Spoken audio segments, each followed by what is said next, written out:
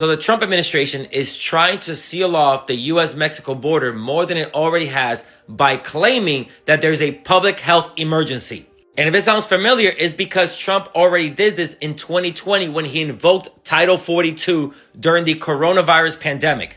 That law was in the books until May 2023, and both Trump and Biden were able to deport nearly 3 million people under that authority. Well, the Trump administration wants to bring a Title 42 type law back, citing that migrants at the border are bringing in measles and tuberculosis.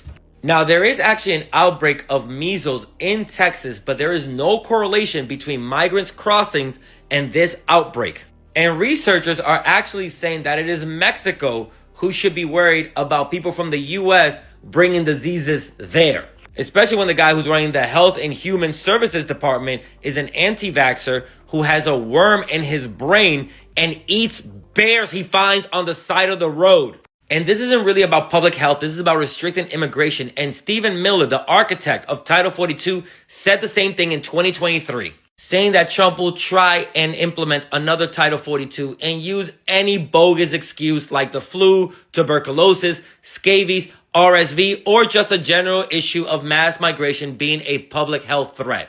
And these laws aren't just evil because they're stopping people who are trying to come to the U.S. for a better life, but they're also dehumanizing, trying to insinuate that people coming to this country are disease-ridden. And remember, to keep up with news stories like these, sign up for my newsletter, check out my podcast or one of my other social media sites, link in bio.